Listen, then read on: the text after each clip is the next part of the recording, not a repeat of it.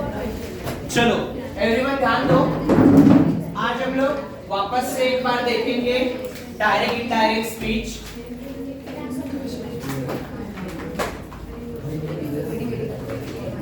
Direct indirect speech बोलो या तो बोलो नरेशन।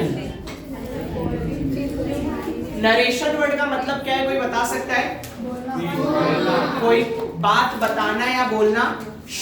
तो यहाँ पे डायरेक्ट इनडायरेक्ट के अंदर दो चीजें निकल के आती है, एक आता है डायरेक्ट नरेशन और दूसरा क्या आता है? Indirect narration. नरेशन का मतलब होता है बोलना। अब वो बंद कर लो सब लोग। नरेशन का मतलब होता है बोलना, यानी कोई बात बताना। अब यहाँ पे दो चीज आती है, एक होता है डायरेक्ट नरेशन, दूसरा होता है इनडायरेक्ट नरेशन। तो डायरेक्ट नरेशन का मतलब क्या होता है, एक पर्सन डायरेक्टली किसी दूसरे पर्सन को कोई बात बता रहा है या बोल रहा है या पूछ रहा है या ऑर्डर दे रहा है या रिक्वेस्ट कर रहा है। यानी यहाँ पे कॉन्वर्सेशन कैसा चल रहा है, first person to first person directly conversation चल रहा है, बराबर। तो उसको क्या कहते हैं? Direct narration. ओके, यहाँ पे ऐसा है क्या कि मैं इसको कुछ बोल रहा हूँ जो मुझे तीसरे इंसान को बोलना है? नहीं, मैं क्या कर रहा हूँ, जो मेरे को बोलना है मैं इसी इंसान को बोल रहा हूँ। भले वो बात की कहीं की भी हो सकती है, किसी तीसरे इंसान की बात हो सकती है या कहीं की भी बात हो सकती है, लेकिन मैं डायरेक्टली उससे बात कर रहा हूँ। समझ में आया? तो उसे क्या कहते हैं? Direct narration. अब बात आती है इनडायरेक्ट नरेशन। इनडायरेक्ट नरेशन का मतलब जो बात हम दोनों के बीच में हुई थी, हो रही है, हो चुकी है या हुई थी पहले? हुई थी, यानी जो बीत चुकी है बात, वो बात कोई तीसरा इंसान किसी और को बता रहा है। समझे? जैसे कि मैं बोलूं, अरे तेरे को पता है क्या, राहुल बोल रहा था कि उसको कल घूमने जाना था। अब यहाँ पे क्या बात हुई, राहुल बोल रहा था, अब मैं किसी और को बता रहा हूँ कि राहुल ऐसा ऐसा बोल रहा था। ये यहाँ पे राहुल खुद बोल रहा है या राहुल की बोलती हुई बात मैं किसी को बता रहा हूँ? मैं जो बात बीत चुकी है वो बात किसी और को बता रहा हूँ, तो उस चीज को क्या कहा जाता है? Indirect narration. अब आप खुद सोचो, अगर जो बात बीत चुकी है यानी वो कौन से टेंस में रहेगी? पास्ट टेंस में रहेगी। ठीक है, तो यानी क्या यहाँ पे टेंस चेंज होता है? यस, यानी जब भी आप डायरेक्ट सेंटेंस से इनडायरेक्ट सेंटेंस की तरफ जाओगे तो आप क्या चेंज करोगे? टेंस चेंज करोगे। नेक्स्ट चीज, आप जब भी ये चेंज करोगे, डायरेक्ट सेंटेंस से इनडायरेक्ट की तरफ जब भी जाओगे, आप क्या लगाओगे? कनेक्टर। क्या लगाओगे? कनेक्टर। अब बात आती है सर कनेक्टर क्या होता है? कनेक्टर का मतलब होता है, जैसे कि अगर मैं यहाँ पे एक सेंटेंस लिख रहा हूं, Raj said comma I am going for a walk. ठीक है, अब देखो यहाँ पे राज ने कहा मैं वॉक के लिए जा रहा हूं, बराबर। अब ये बात राज कह रहा है, किसी को तो कह रहा है, तो वो अपने बारे में बता रहा है। अब यही बात अगर मैं आपको बताऊं, तुमको पता है कि राज ने कहा था कि वो वॉक पे जाएगा। समझा क्या बोल रहा हूं मैं? राज ने कहा था कि, अभी जो कीवर्ड आ गया ना, और क्या बोला वो? राज ने कहा था। तो यहाँ पे दो चीज आई, राज said that। कुछ समझा? ये said और ये जो that आया, अब said की जगह पे और ये कॉमा की जगह पे जो भी वर्ड्स आते हैं ना, उसे क्या कहा जाता है? कनेक्टर। क्या कहते हैं? कनेक्टर। ओके, तो ये सेड और कॉमा की जगह पे जो आया वर्ड वो कनेक्टर होता है। अब बात आती है सर कनेक्टर फिक्स होता है क्या, कि हमेशा सेड दैट ही लगेगा? नहीं, कनेक्टर फिक्स नहीं होता है। एक चीज के ऊपर डिपेंड करता है कनेक्टर, वो है आपका टाइप ऑफ सेंटेंस। किस चीज के ऊपर डिपेंड करता है? Type of sentence. अब टाइप ऑफ सेंटेंस कहाँ का? ये जो डबल इन्वर्टेड कॉमा के अंदर का जो पार्ट है ना, जो भी डबल इन्वर्टेड कॉमा के अंदर का जो पार्ट है, वो जो पार्ट जो लिखा हुआ है उसका टाइप ऑफ सेंटेंस क्या है। जैसे कि क्या उसका टाइप ऑफ सेंटेंस असर्टिव है, क्या उसका टाइप ऑफ सेंटेंस इंटरोगेटिव है, क्या उसका टाइप ऑफ सेंटेंस इंपेरेटिव है, या फिर उसका टाइप ऑफ सेंटेंस एक्सक्लेमेटरी है, उसके ऊपर कनेक्टर डिपेंड करता है। अगर आपका जो टाइप ऑफ सेंटेंस है, क्या टाइप ऑफ सेंटेंस, और टाइप ऑफ सेंटेंस यानी कौन सा पार्ट, जो यहाँ पे डबल इन्वर्टेड कॉमा के अंदर वाला पार्ट है, ये डबल इन्वर्टेड कॉमा के अंदर वाला पार्ट अगर आपका क्या है? असर्टिव है। क्या है? असर्टिव। तो आपका कनेक्टर क्या रहेगा? सेड दैट या फिर टोल्ड दैट। अब बात होती है, ये कब लगेगा जब सेड टू होगा क्वेश्चन में, समझा कुछ? अगर यहीं पे Raj said to Ramesh, Raj said to Ramesh अगर ऐसा होता तो यहां पे करेक्टर क्या आ जाता? राज टोल्ड डैड ना, राज told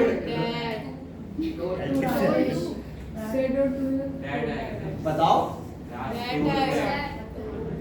Raj told Ramesh that, ऐसा राज टोल्ड दैट। सुनो अभी यहाँ ध्यान दो, सुनो अगर आप ये टू हटा दोगे ना तो आपका सेंसलेस बन जाएगा वो सेंटेंस, क्योंकि आप किसी को तो कह रहे हो तो उसके लिए प्रीपोजिशन तो रखो कि किसके तरफ जा रही है वो बात, कुछ समझा? अगर यहाँ पे सेकेंड पर्सन है कि इस बंदे ने इस बंदे को बात कही तो क्या सेड टू टोल्ड में कन्वर्ट होगा या फिर सेम रहेगा? सेम रहेगा। जैसे कि अभी जैसे यहाँ पे क्या बोला है, अभी यहीं पे अगर ऐसा होता कि Rajesh said to Rakesh mangoes are very expensive. अब यहाँ पे किसी ने किसी को तो कोई बात कही है, बराबर, लेकिन जिसको कही है उस पर्सन का सामने वाले का नाम दिया हुआ है हमको, तो क्या ऐसे सिचुएशन में, क्योंकि यहाँ क्या लिखा है सेड टू रहेगा तो क्या हो जाएगा? Told that. तो क्या ऐसे सिचुएशन में सेड टू का टोल्ड दैट होगा क्या? नहीं होगा, समझे? अगर यहाँ पे सिंपली बस ऐसा लिखा रहता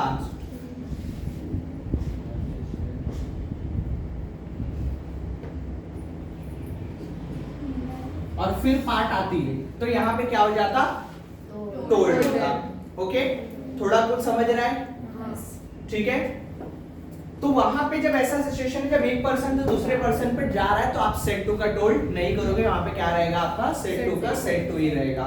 ओके, अब यहाँ पे आ जाओ वापस से, असर्टिव सेंटेंस है तो सेड टू या told that, sorry said that या टोल्ड दैट, ये दो में से कोई एक चीज आएगी। इधर नाम में भी चेंज होता है, क्यों? कौन से नाम की बात कर रहे हो? टोल्ड नहीं, वो पर्सन के ऊपर डिफाइन हो रहा है ना, तो पर्सन के ऊपर डिफाइन, आपके ऊपर, आप करोगे तो भी चलेगा, नहीं करोगे तो चलेगा, और मेनली ज्यादातर नहीं किया जाता है। ठीक है, दूसरा आता है बात इंटरोगेटिव का। इंटरोगेटिव मतलब क्वेश्चन मार्क, यानी जो आपका टाइप ऑफ सेंटेंस होगा वहां पे कोई क्वेश्चन पूछा रहेगा, तो ऐसे सिचुएशन में जैसे कि Raj said comma where are the goods, what are the goods, ठीक है? तो अब ऐसे सिचुएशन में क्या हो जाएगा, ये जो said और ये जो कॉमा है ना, इसकी जगह पे क्या आ जाएगा? asked। क्यों asked आएगा? बिकॉज हमको सेंटेंस में ना सेंस मेंटेन रखना है, क्योंकि ये जो अंदर वाला पार्ट है, ये अंदर वाला पार्ट किस में कन्वर्ट होगा? असर्टिव सेंटेंस में। क्योंकि मैंने आपको जब कल मैं करवा रहा था तब मैंने आपको बोला था कि कभी भी जब डायरेक्ट से इनडायरेक्ट की तरफ जाएंगे तो एक ऐसी चीज है जो कभी नहीं आएगी इनडायरेक्ट सेंटेंस में, वो क्या है? Punctuation marks. सिर्फ और सिर्फ फुल स्टॉप आएगा, फुल स्टॉप के अलावा किसी भी तरह का पंक्चुएशन मार्क्स नहीं आएगा। अब ऐसा कौन सा टाइप ऑफ सेंटेंस होता है जिसमें पंक्चुएशन मार्क्स लगते ही नहीं है? वो है आपका असर्टिव सेंटेंस। तो अगर हमको असर्टिव करना पड़ेगा तो ऑब्वियसली बात है, यहाँ से क्वेश्चन मार्क हटेगा। अगर मैं क्वेश्चन मार्क हटा दूंगा तो मैं कैसे मतलब ये इनडायरेक्ट लिखते समय मैं कैसे सामने वाले को बताऊंगा कि ये एक सवाल था? कनेक्टर के जरिए, समझे? क्योंकि आस्क्ड वर्ड अगर लग गया तो वहीं से समझ जाएगा कि क्या है, ये सवाल है। कुछ समझ में आ रहा है कि ऊपर से जा रहा है? समझ रहा है? ठीक है, तो यहाँ पे अगर इंटरोगेटिव सेंटेंस रहा इन्वर्टेड कॉमा के अंदर वाला पार्ट, तो आपका कनेक्टर क्या लग जाएगा? आस्क्ड। अगर एक्सक्लेमेटरी रहा, क्या रहा? एक्सक्लेमेटरी, तो अंदर वाले उधर मतलब कनेक्टर क्या लगेगा? एक्सक्लेम। क्या लगेगा? एक्सक्लेम। और अगर इंपरेटिव रहा, अब इंपरेटिव में दो होती है चीजें, एक होता है ऑर्डर और एक होता है रिक्वेस्ट। तो अगर ऑर्डर रहा तो आपका हो जाएगा ऑर्डर्ड, और रिक्वेस्ट रहा तो रिक्वेस्टेड। ओके, ध्यान में रहेगी इतनी चीजें। वापस से एक बार मैं सब कुछ रिपीट करता हूं जरा एक फ्लो में और एकदम प्रॉपरली। डायरेक्ट इनडायरेक्ट सेंटेंस में पहली बात, डायरेक्ट सेंटेंस को आप सबसे आसान तरीका है पहचानने का, डायरेक्ट सेंटेंस में 1% टू 2% डायरेक्टली बात होगी, इनडायरेक्ट पर्सन में जो बीत चुकी है बात उसके बारे में बात होगी, कोई तीसरा इंसान चौथे इंसान को बताएगा। अगर ये नहीं समझ में आ रहा है तो सबसे सिंपल है, डायरेक्ट सेंटेंस में बहुत सारे पंक्चुएशन मार्क्स होते हैं, स्पेशली डबल इन्वर्टेड कॉमा के अंदर वाला चीजें होती है और कॉमा लगा होता है। ओके, ये क्या है डायरेक्ट सेंटेंस। अब हमको उसको कन्वर्ट करना होता है किसमें, इनडायरेक्ट सेंटेंस में। इनडायरेक्ट सेंटेंस में दो तीन चीजें हैं जो आपको ध्यान देना है। सबसे पहले कंपलसरी आपका क्या होगा, टेंस चेंज होगा। ठीक है, डायरेक्ट सेंटेंस को आप जब भी इनडायरेक्ट में कन्वर्ट करोगे तो सबसे पहली चीज जो होगी वो आपका क्या होगा, टेंस बदलेगा। दूसरी चीज क्या होगी, आपका कनेक्टर ऐड होगा, और कनेक्टर किस चीज के ऊपर डिपेंड करेगा, टाइप ऑफ सेंटेंस के ऊपर। टेंस चेंज हो गया, कनेक्टर ऐड हो गया। और तीसरी चीज आपको क्या ध्यान रखनी है, जब भी आप इनडायरेक्ट सेंटेंस को कन्वर्ट करोगे तो उसमें किसी भी तरह का कोई पंक्चुएशन मार्क नहीं लगेगा। यानी आपको क्या करना पड़ेगा, जो डबल इन्वर्टेड कॉमा का अंदर वाला पार्ट है उसको किस में कन्वर्ट करना पड़ेगा, असर्टिव सेंटेंस में। अब बात आती है सर असर्टिव सेंटेंस कैसे कन्वर्ट होता है। आपको जो ये अंदर वाला पार्ट है ना, इसको सब्जेक्ट वर्ब और ऑब्जेक्ट की फॉर्म में रखना पड़ेगा। किस में रखना पड़ेगा, सब्जेक्ट वर्ब और ऑब्जेक्ट। अब वर्ब से मेरा मतलब है पहले हेल्पिंग वर्ब आएगा और उसके बाद क्या आएगा, वर्ब आएगा। ठीक है, ये असर्टिव का मतलब फ्रेमिंग है कि असर्टिव सेंटेंस कैसा होता है। अब जैसे अगर मैं यहाँ पे एग्जांपल दूं, WH वर्ड अगर आप देख रहे हो तो WH वर्ड के जस्ट बाद क्या है, हेल्पिंग वर्ब है। तो ये WH वर्ड हो गया, फिर क्या है, हेल्पिंग वर्ब है, फिर क्या है, सब्जेक्ट है, और इसके बाद वर्ब और ऑब्जेक्ट होगा। अब आप खुद सोचो और एंड में क्वेश्चन मार्क। जो ये इंटरोगेटिव सेंटेंस है और जो असर्टिव सेंटेंस है, दोनों में सिर्फ एक छोटा सा डिफरेंस है। एक तो WH वर्ड तो है ही है, वो तो है, उसको अगर मैं हटा दूं तो सिर्फ और सिर्फ एक असर्टिव सेंटेंस और एक क्वेश्चन मार्क वाले इंटरोगेटिव सेंटेंस में एक डिफरेंस आता है, वो ये है कि हेल्पिंग वर्ब जो है ना वो पहले आता है। किसमें, इंटरोगेटिव सेंटेंस में। अगर आप ध्यान से देखोगे सब्जेक्ट के भी पहले हेल्पिंग वर्ब आ रहा है। समझा कुछ, सब्जेक्ट के भी पहले क्या आ रहा है, हेल्पिंग वर्ब आ रहा है, और वही एक हेल्पिंग वर्ब की वजह से क्या हो जा रहा है, एंड में क्वेश्चन मार्क लग जा रहा है। कुछ समझा, समझ में आया। ठीक है, तो आपको बस क्या करना रहेगा, WH वर्ड, अभी जैसे इसी को अगर मेरे को ये जो दिया हुआ है इसी को अगर मेरे को किसमें कन्वर्ट करना है, असर्टिव में, तो इसको मैं क्या लिखूंगा पता है, what the goods are. What the goods are. अब आप खुद सोचो, व्हाट WH लग गया, Raj asked what the goods are, verb आएगा ना, टेंस चेंज। तो अब बात आती है सर आपने बोल तो दिया टेंस चेंज होगा, लेकिन जरा ये तो बताओ कि टेंस कहां कहां और किस किस में चेंज होगा। तो अगर आपका जो डबल इन्वर्टेड कॉमा वाला जो पार्ट है वो अगर प्रेजेंट टेंस में है तो वो किस में कन्वर्ट हो जाएगा, किसमें, अगर आपका पास्ट टेंस में है तो वो किस में कन्वर्ट होगा,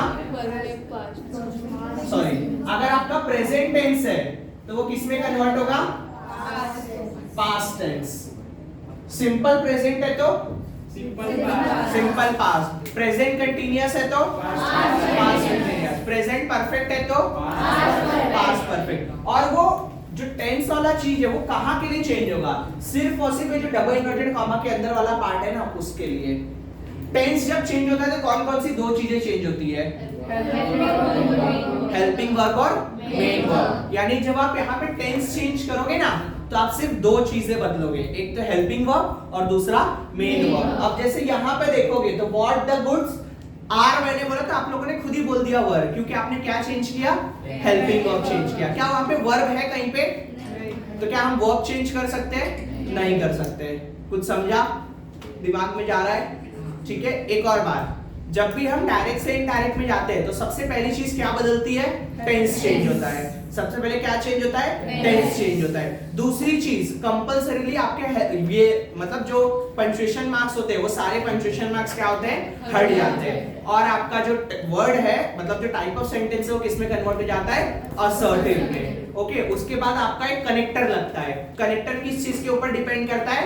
आपके टाइप ऑफ सेंटेंस के ऊपर। आपका जो क्वेश्चन में जो भी क्वेश्चन दिया है डबल इन्वर्टेड कॉमा के अंदर, उसका क्वेश्चन क्या है, सॉरी उसका टाइप ऑफ सेंटेंस क्या है, उसके ऊपर डिपेंड करता है कि आप कौन सा कनेक्टर यूज करोगे। ओके अब जहां तक बात थी जो टेंस चेंज होता है, तो टेंस में सर आपने प्रेजेंट का बता दिया कि प्रेजेंट का किस में कन्वर्ट होगा? पास्ट में। तो प्रेजेंट का जो काइंड भी है ना, जैसे सिंपल प्रेजेंट हो गया, प्रेजेंट परफेक्ट हुआ, वो सब डिट्टो उसी में कन्वर्ट होगा। अब बता दिए पास्ट का क्या? अगर पास्ट टेंस में है तो किस में कन्वर्ट हो जाएगा? पास्ट परफेक्ट में। किसमें?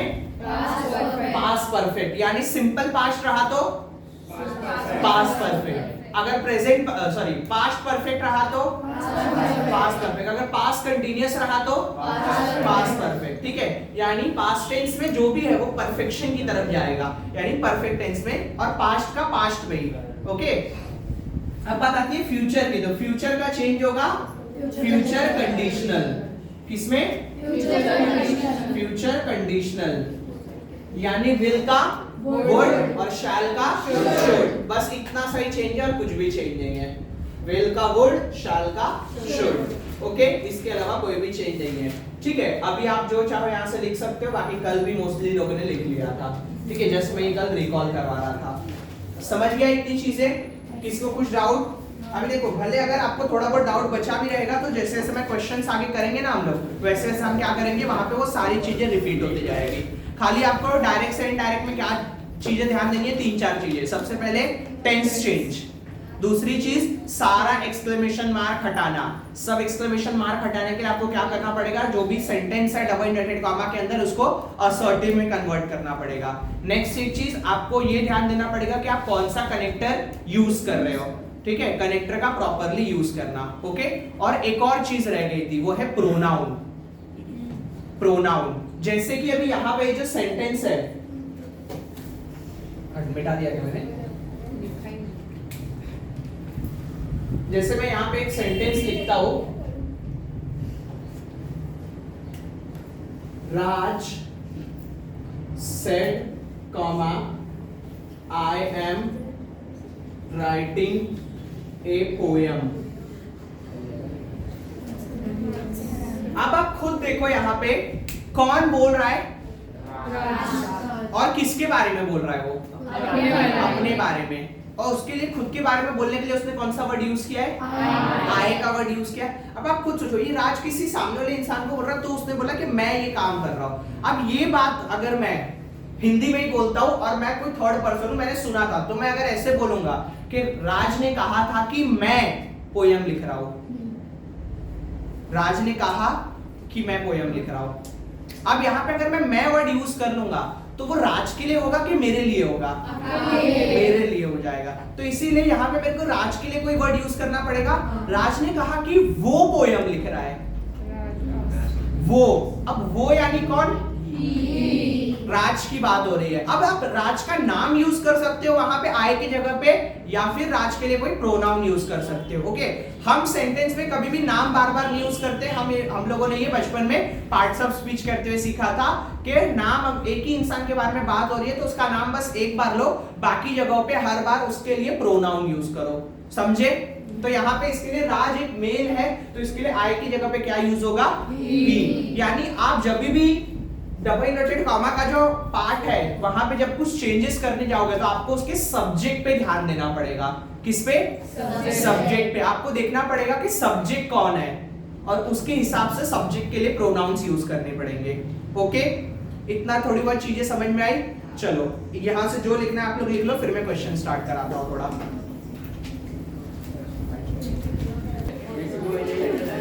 चलो ध्यान दो, कुछ क्वेश्चंस कराता हूं मैं पहले खुद से, आपको थोड़ा और माइंड खुलेगा। मेरे साथ साथ में भले क्वेश्चन मत लिखना आप लोग, खाली ध्यान देते रहो, बाद में आप लोग खुद ही सॉल्व कर लोगे उसको। ठीक है पहला क्वेश्चन है, आपके जो नोट्स है उसी में से मैं करवा रहा हूं। The boys said, comma double inverted comma में लिखो, it has been raining since morning. It has been, शांत हो जाओ।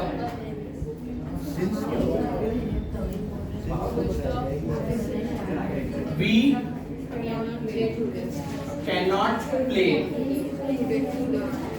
सर टुडे भी है।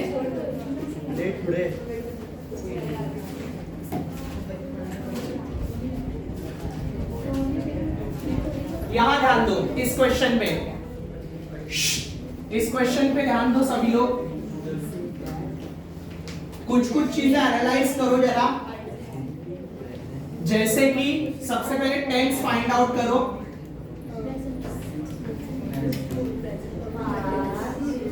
फाइंड आउट हो गया, क्या है?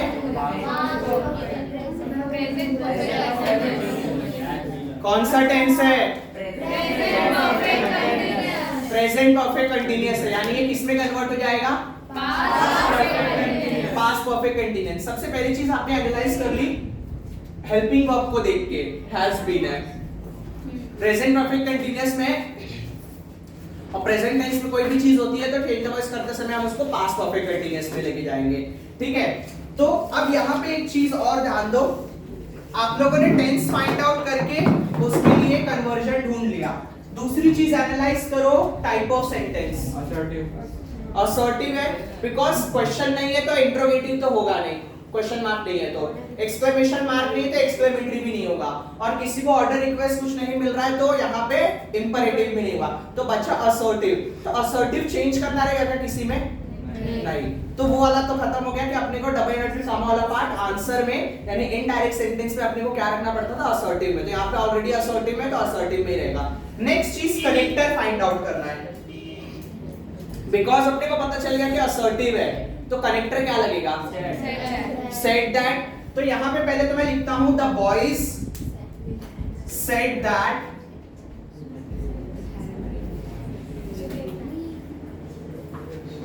अब इट कुछ बदलेगा क्या? इट बदलेगा? नहीं बदलेगा, बिकॉज वो कुछ तो भी मतलब एक अगर देखोगे तो आप इट जो है किसी चीज के लिए यूज किया है, यहाँ पे कोई पर्सन नहीं है तो वहां पे मैं चेंज नहीं कर सकता हूँ। तो इट अब हेल्पिंग वर्ब चेंज करना पड़ेगा, टेंस है तो had been, it had been raining since morning। अब हम लोग नहीं खेल पा रहे हैं कि वो लोग नहीं खेल पा रहे थे? वो लोग नहीं खेल पा रहे थे तो वी का क्या हो जाएगा? दे। अब ये वी कौन है क्वेश्चन के हिसाब से? बॉयज है। वी जो है यहाँ पे वो बॉयज है, तो वो लोग नहीं खेल पा रहे थे। मैं ये बोल सकता हूँ कि हम लोग नहीं खेल पा रहे थे। अगर मैं हम लोग बोल दूंगा तो जो करंटली अभी जो लोग मेरे साथ खड़े होंगे मैं उनकी बात करने लगूंगा, लेकिन एक्चुअल में तो मैं लड़कों की बात कर रहा हूं ना, तो इसके लिए वी की जगह पे क्या आएगा? They can not play. अब आप खुद सोचो, एक एकदम ध्यान दो, टुडे मतलब क्या? जिस दिन वो बॉयज बात बोल रहा था वो उस दिन की बात कर रहा था, वो बात बीत चुकी है। अगर मैं आज खड़े होके, मान लो 3-4 दिन पुरानी बात है वो, और मैं आज वो उस दिन उसने टुडे बोला था और आज मैं यहाँ पे खड़े होके आज भी अगर मैं टुडे बोल दूंगा तो मैं आज के दिन की बात करूंगा कि उस दिन की बात करूंगा? आज के दिन। तो मैं यहाँ पे टुडे लिख सकता हूँ क्या? मैं उस दिन की बात कर रहा हूँ तो उस दिन मतलब क्या? That day. उस दिन यानी क्या? दैट डे, और एंड में फुल स्टॉप। इससे मेरे को क्या समझ में आया सर? जब भी हम डायरेक्ट सेंटेंस से इनडायरेक्ट सेंटेंस में जाते हैं तो टुडे किस में कन्वर्ट हो जाता है? तो सर जैसे टुडे कन्वर्ट होता है वैसे टुमारो भी कन्वर्ट होता होगा क्या? The next day. टुमारो किस में कन्वर्ट हो जाता है? तो सर यस्टरडे भी कन्वर्ट होता होगा क्या? यस्टरडे हो जाता है द प्रीवियस डे। यस्टरडे मतलब पिछला दिन ना, तो द प्रीवियस डे।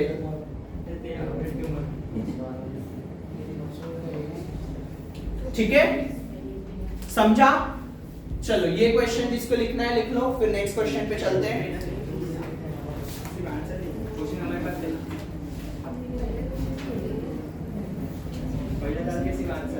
हाँ चलिए,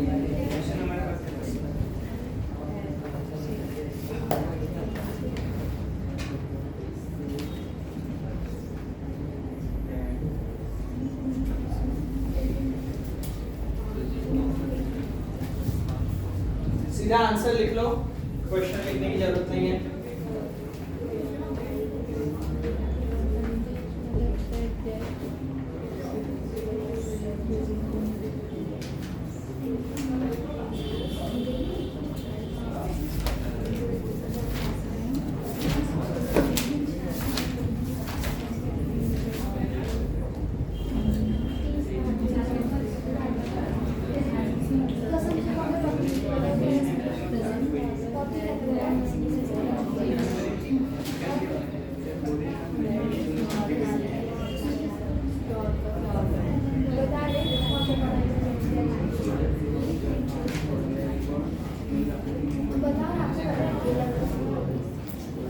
चलो अब नेक्स्ट क्वेश्चन के ऊपर ध्यान दो।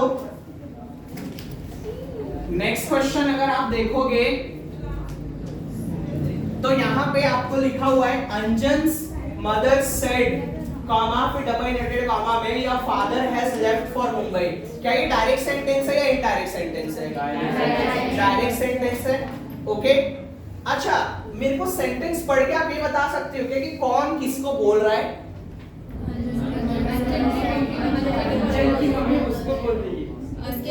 अब वो जो उसको है वो अंजन भी हो सकता है या फिर किसी मतलब वो जो यहाँ पे माँ है उसका कोई भी बेटा बेटी कुछ भी हो सकती है, क्योंकि योर फादर बोला है। योर फादर मतलब तुम्हारा पप्पा, तुम्हारा पप्पा तो बच्चे को ही बोलेगा ना, जरूरी क्या अंजन ही होगा वो?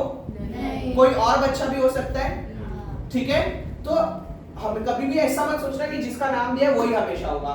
तो डायरेक्ट सेंटेंस है, डायरेक्ट सेंटेंस के जरिए आप पता भी लगा सकते हो कि किसको कौन बोल रहा है। ओके अब बात आती है सबसे पहली चीज type of tense. Present perfect तो किस में कन्वर्ट होगा ये? Past perfect. टेंस मेरे को पता चल गया। दूसरी चीज टाइप ऑफ सेंटेंस असर्टिव। अब बिकॉज मेरे को टाइप ऑफ सेंटेंस पता चल गया तो दो चीज अब यहाँ से मेरे को पता चलेगी, एक तो कनेक्टर और दूसरी चीज असर्टिव है। तो मेरे को कन्वर्ट करना पड़ेगा क्या? नहीं बिकॉज हमको आंसर में असर्टिव ही चाहिए रहता है और ऑलरेडी असर्टिव में भी है वो। तो दो चीज हो गई, मतलब ये तो पता चल गया कन्वर्ट नहीं करना है। और कनेक्टर क्या लगेगा? Set that. ओके आओ मैं आंसर लिखता हूं, देखते हैं राइट होता है कि नहीं। अंजन्स मदर सेड दैट।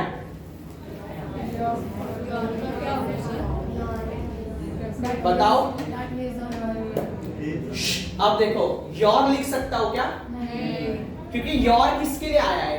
अंजन के बच्चे के लिए, अंजन के सॉरी माँ के बच्चे के लिए, माँ का जो भी बच्चा है। अब यहाँ पे मैंने आपको इसे सबसे पहला सवाल क्या पूछा है कि कौन किसको बोल रहा है? तो अंजन की माँ अपने बच्चे को बोल रही है। अब उसका जो बच्चा है या तो वो अंजन को भी बोल सकती है तो किसी और को भी। तो यहाँ पे उसका बच्चा मेल भी हो सकता है फीमेल भी हो सकता है। सबसे प्रैक्टिकल असम्पशन क्या होगा कि अंजन की मम्मी किसको बोल रही है? अंजन को बोल रही है। प्रैक्टिकल असम्पशन कि अंजन की मम्मी अंजन को बोलती होगी। तो यहाँ पे मैं क्या लिख दूंगा? योर फादर की जगह his father had left for Mumbai. समझा कुछ? बहुत ज्यादा कुछ टफ है क्या? नहीं तो लिख लो फटाक से। फिर नेक्स्ट क्वेश्चन देखते हैं।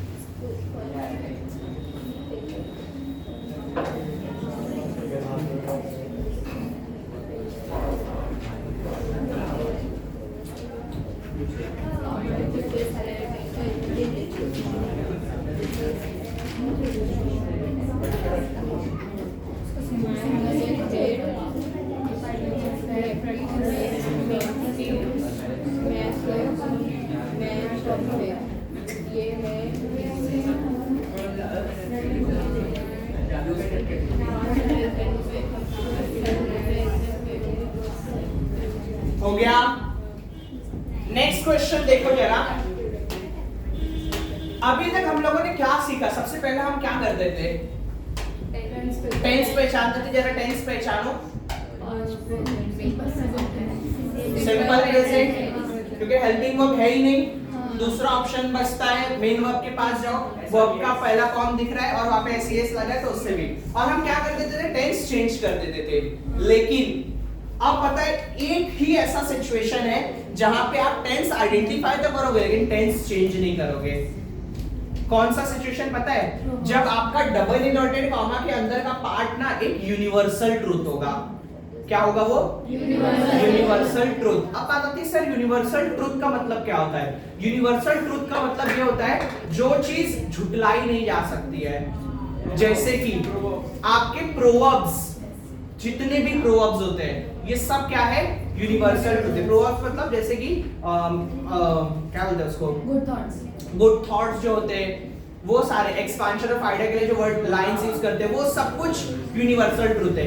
ये एक चीज हो गया, सिर्फ अकेला प्रोवर्ब नहीं होता है यूनिवर्सल ट्रूथ। उसके बाद एक और यूनिवर्सल ट्रूथ है, जैसे कि मैं एग्जांपल देता हूं, moon is the only satellite of earth. क्या एक यूनिवर्सल ट्रूथ है?